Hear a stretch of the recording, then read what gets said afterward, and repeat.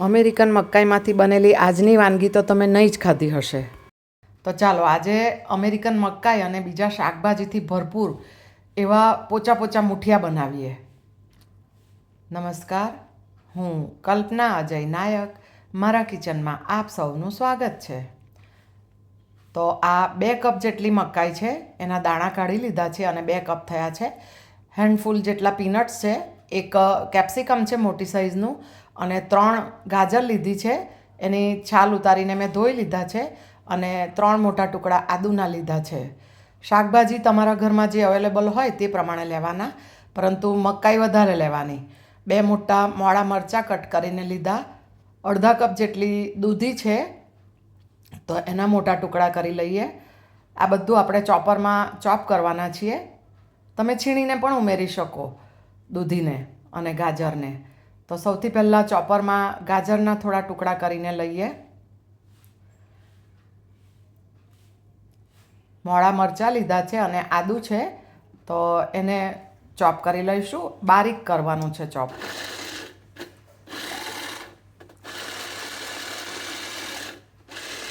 વચ્ચે એકવાર ખોલીને જરા ઉપર નીચે કરી લઈએ અને ફરીથી થોડું ફેરવી લઈએ, એટલે સરસ રીતે બધું ચોપ થઈ જાય એક સરખું. જુઓ, આ રીતે કર્યું છે.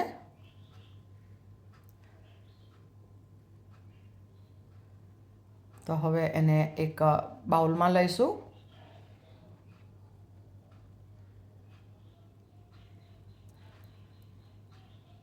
ત્યારબાદ હવે એ જ ચોપરમાં કેપ્સિકમ મરચાંના મોટા ટુકડા કરી લીધા, એ ઉમેર્યા અને દૂધી લઈશું અને એને પણ ચોપ કરી લઈએ બારીક રીતે.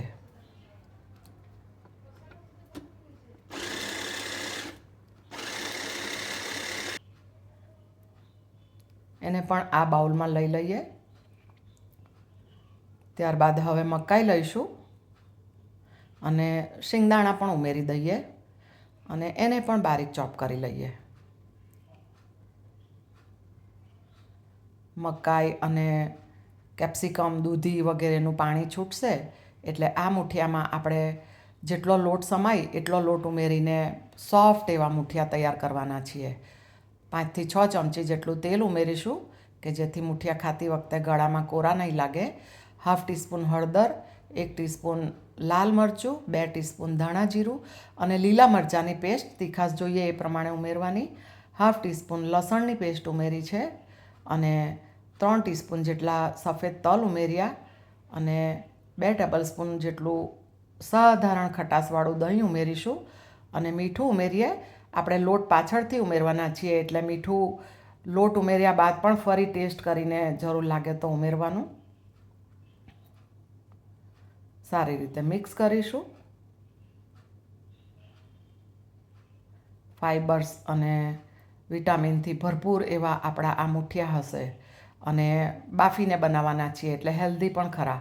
અને હા, આ સ્પ્રાઉટ્સનો ડબ્બો મારો સાઈડ પર રહી ગયો. એને ચોપ કરતી વખતે હું ઉમેરવાનું ભૂલી ગઈ છું અને ચોપર પણ મેં વોશ કરી લીધું છે, એટલે કે સાફ કરી લીધું છે. એટલે હવે આ મિક્સર જારમાં હું એને થોડા બારીક રીતે પીસી લઉં છું. અડધા કપ જેટલા મગ લીધા છે મેં. મગ મઠના સ્પ્રાઉટ્સ હતા.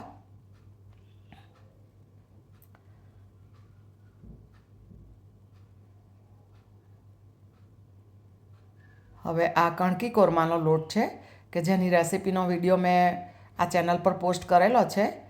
3 થી 4 પ્રકારની દાળ અને કણકી ચોખા હતા લીધેલા અને આ રીતે દળીને તમે ભરી રાખો તો મુઠિયા, પછી લોટારું શાક વગેરેમાં પણ સરસ રીતે કામ આવે. તો 1/2 કપ જેટલો કણકી કોરમાનો લોટ લીધો.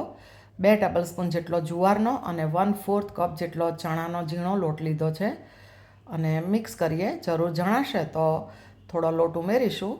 કણકી કોરમાના લોટને બદલે તમે ઢોકળાનો લોટ પણ લઈ શકો. પાણી ઉમેરવાની જરૂર નહીં પડે એ રીતે આપણે લોટને ઉમેરવાનો. જુઓ, સરસ બાઇન્ડિંગ આવી ગયું છે મુઠિયા બંધાય એટલું.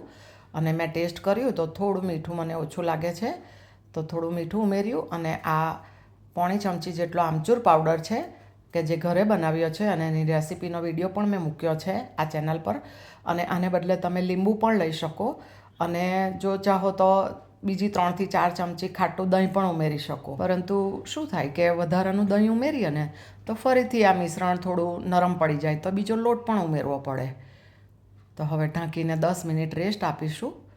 ત્યાં સુધીમાં આપણે જે ઢોકળિયામાં મૂકવાના છીએ બાફવા એ પ્લેટને ઓઇલથી ગ્રીસ કરી લઈશું. અને 10 મિનિટ બાદ હવે આ લોટની અંદર મેં પિંચ જેટલો ખાવાનો સોડા ઉમેર્યો છે.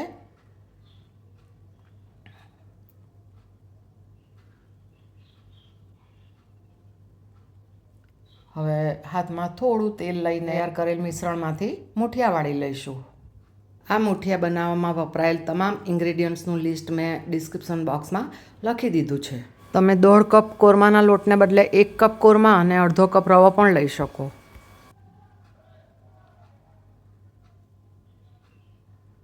આ રીતે બધા મૂઠિયા મેં વાળી લીધા છે અને ઢોકળિયું ગરમ કરવા મૂકી દીધું હતું ગેસ પર. તો વાળી લીધેલા મૂઠિયાની થાળી અંદર મૂકીને મીડિયમ ફ્લેમ પર લગભગ 12થી 15 મિનિટ એને સ્ટીમ કરી લઈએ. 15 મિનિટ બાદ જુઓ સરસ આપણા મૂઠિયા તૈયાર થઈ ગયા છે, એકદમ ગરમ ગરમ.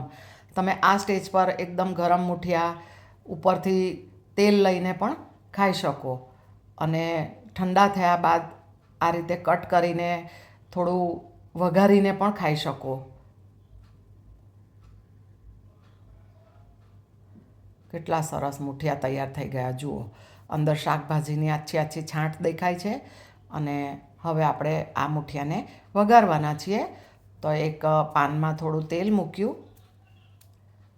તેલ ગરમ થાય એટલે 1/2 ટીસ્પૂન રાઈ અને થોડા તલ ઉમેરીશું. 1 ટીસ્પૂન જેટલા લીલા મરચાં થોડા કાપી લીધા છે. કઢી પત્તા ઉમેરીએ 3 થી 4.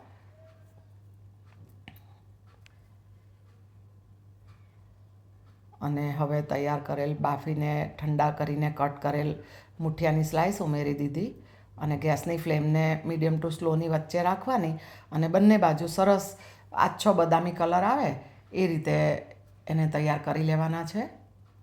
અને ખાસ વાત, તમે જ્યારે મૂઠિયાને બાફવા મૂકવાના હોય અને મૂઠિયા વાળો ને ત્યારે તમને લાગે કે મિશ્રણ થોડું હજી ઢીલું છે તો તમે 1/2 કપ રવો વગેરે પણ ઉમેરી શકો. જરૂર પ્રમાણે તમે લઈ શકો. અને આ મૂઠિયા તમે આવી રીતે સેલો ફ્રાય કરો ને ત્યારે થોડું પાણી પણ છાંટી શકો.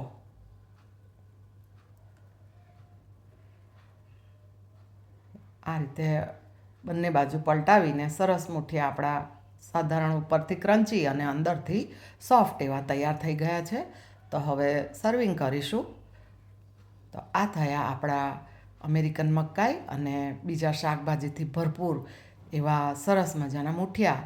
અને સાથે મેં ગ્રીન ચટણી સર્વ કરી છે અને એકદમ સોફ્ટ આ મૂઠિયા તૈયાર થયા છે અને તમે બાળકોને લંચ બોક્સમાં પણ આપી શકો. આગલે દિવસે રાત્રે મૂઠિયા તૈયાર કરી રાખ્યા હોય તો બીજા દિવસે સવારમાં તમે આવી રીતે સેલો ફ્રાય કરીને પણ મૂઠિયા ડબ્બામાં આપી શકો, બ્રેકફાસ્ટમાં આપી શકો. અને અંદરથી પણ કેટલા સોફ્ટ થયા છે ને તે હું મૂઠિયાને તોડું ને ત્યારે જોજો. અને રેસીપી જો ગમે તો વિડીયોને લાઇક અને શેર જરૂરથી કરજો અને એક કોમેન્ટ જરૂરથી લખજો કે તમને આ રેસીપી કેવી લાગી. અને તમારું ધ્યાન રાખજો અને આવજો.